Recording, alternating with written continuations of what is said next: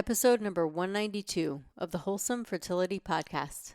When it comes to women's health and women's fertility, the one thing that I always emphasize my treatment towards, regardless of what else is being treated, is egg quality. It's always at the core of everything. Of course, you treat and customize the care for the woman overall, but it is really important to have good egg quality when it comes to fertility because, as the book says, it does always start with egg.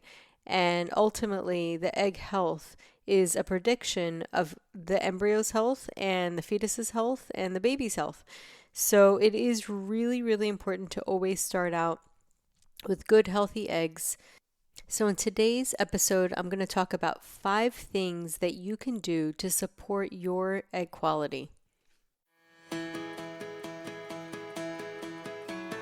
Welcome to the Wholesome Fertility Podcast.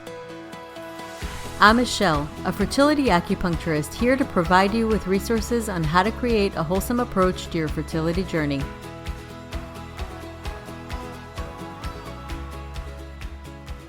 So today I'm going to be talking about 5 things that you can do to support your egg quality. And first I'm going to talk about really an important aspect of egg quality and what is egg quality. And if you think about what happens as women get older and why does the egg quality decline with age? Well, what happens when people get older is one big thing that happens, and there are definitely many others, but one thing that happens is ATP lowers as well. So ATP is really an energy unit in the body, and it is produced in many different ways, but it's held in the powerhouses of each cell, which is the mitochondria. Mitochondria are really important. They're an organelle, and they're basically the powerhouse of each cell. They're what gives energy to each cell. And normally they're about 7,000 mitochondria per cell, approximately. But in the egg cell, there are hundreds of thousands mitochondria. So mitochondria is really important, especially when it comes to egg health. And obviously, because nature doesn't do things out of order. It actually made it to be that way. It made it have lots of mitochondria because it needs it. So it needs lots of energy because it's going to reproduce. So it's important to make sure that the mitochondria are healthy. You really want to focus on it. So another thing that happens also when people get older is they have more oxidative stress. And a lot of that oxidative stress can happen to the mitochondria, which can impact its ability to have more ATP.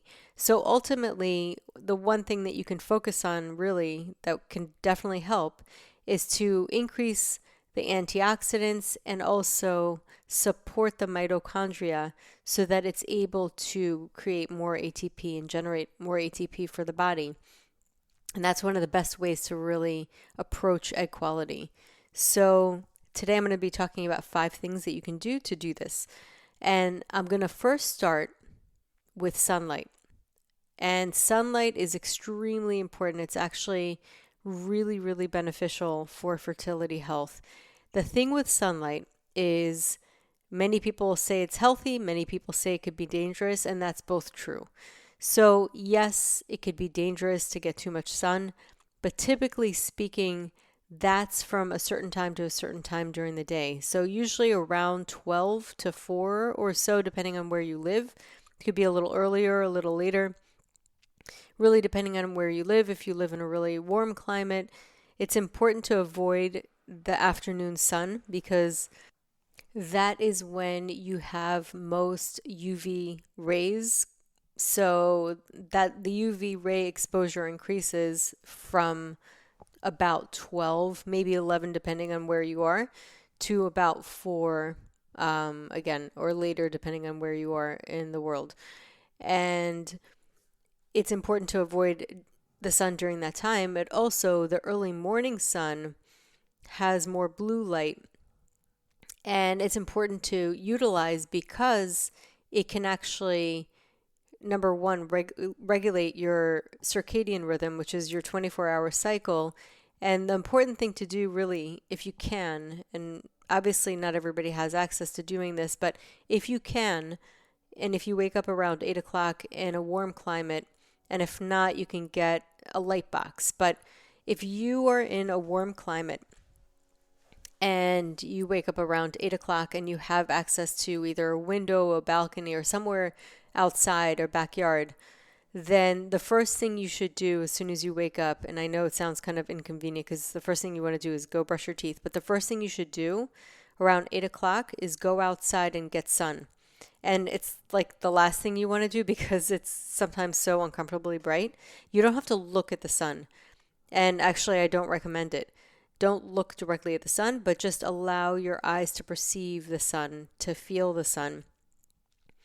And it's important to do that because that will anchor your day according to your own internal rhythm. So your internal rhythm will connect to that daytime. Like it'll tell your brain and signal that it is daytime. That's number one. Number two is the near infrared radiation is actually something that you can benefit from within the sun. And getting that early morning light will actually induce your melatonin production in your cells. So melatonin actually acts not only as something that can help you sleep at night, but it also has another purpose, and that is to work as an antioxidant in your cells.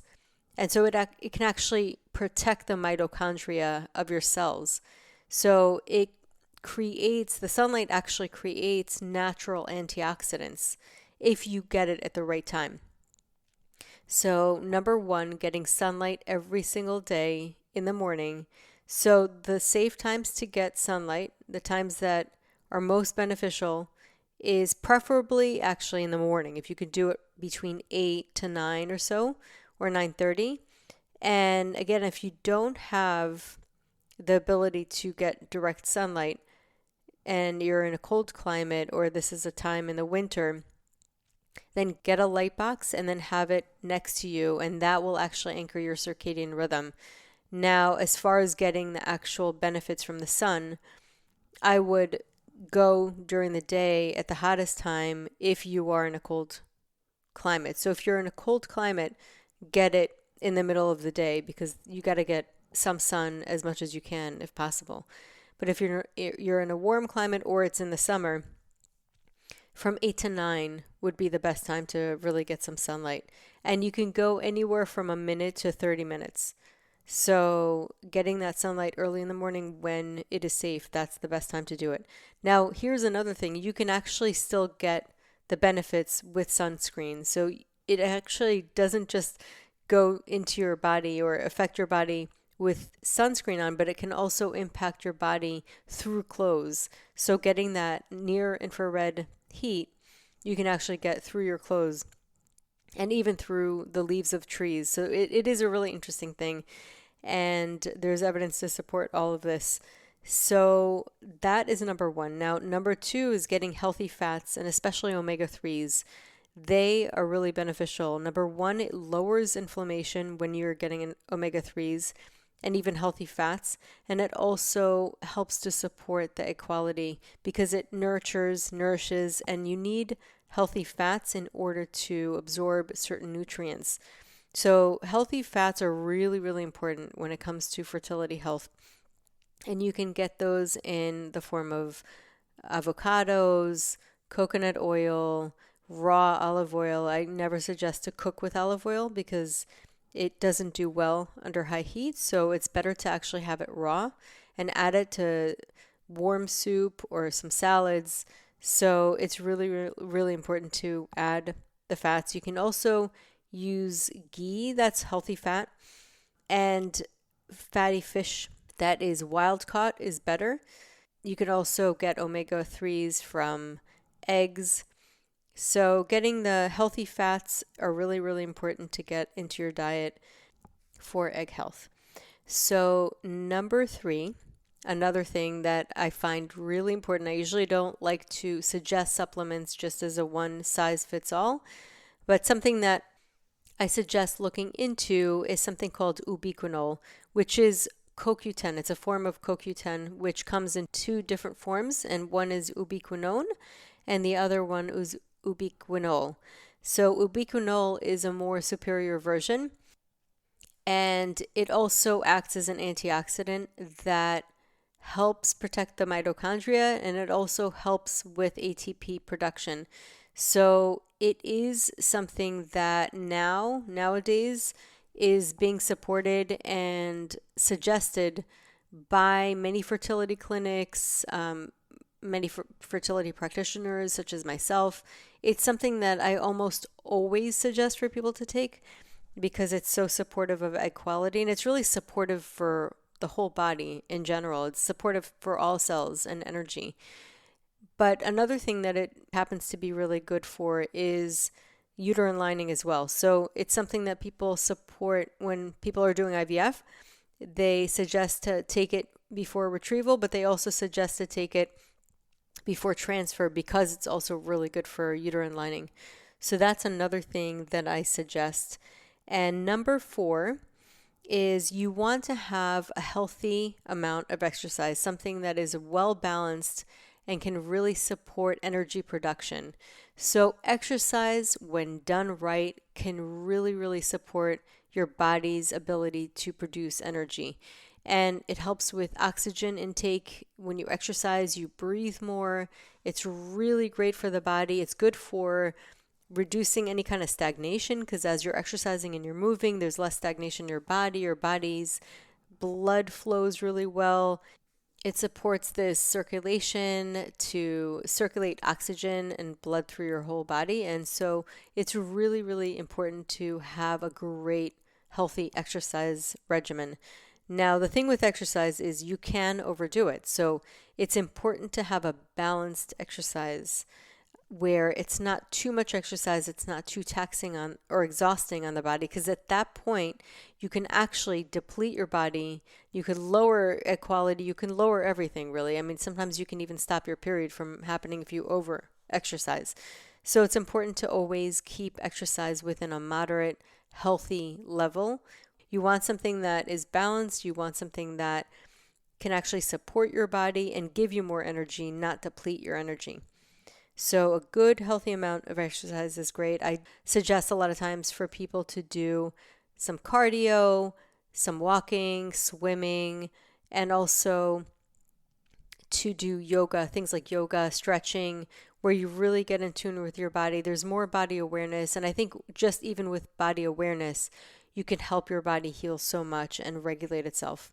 So that is number 4. And number 5 is to have an antioxidant-rich diet. So as I said before, it's really important to have antioxidants. Antioxidants protect from the oxidation that I was talking about earlier on that happens as we age. So it's important to get antioxidants to make sure that your eggs are getting antioxidants and their mitochondria are getting supported and protected from oxidation in order to keep them from losing that integrity of the mitochondria and losing ATP production. So antioxidants are super, super important. And some of the things that you want to think about really are fruits and vegetables are really important. Lots of berries, dark leafy greens, blueberries, blackberries, strawberries. You also want to think about antioxidants that are in orange foods, such as sweet potatoes and carrots. So really, really important to get like the rainbow, eat the rainbow, as they say, because it will protect your cells and really the most important cell, which is your egg. So those are my 5 things that I wanted to share with you that you can do really right away in a very simple way to protect and support your egg quality. So I hope you enjoyed this episode, and I will see you next time. So that concludes today's episode. You can find all of the links mentioned on the episode notes. If you're enjoying these episodes, please take a moment to share and leave a review. Reviews mean everything to podcasters, and I really enjoy hearing from my listeners. You can also find me on my website at www.thewholesomelotus.com or email me at info@thewholesomelotus.com. I love hearing from my listeners. If you're interested and want updates as well as a free ebook on my top 10 fertility boosting habits, you can visit my fertility page on www.thewholesomelotus.com. I thank you so much for listening in and hope that you have a beautiful day.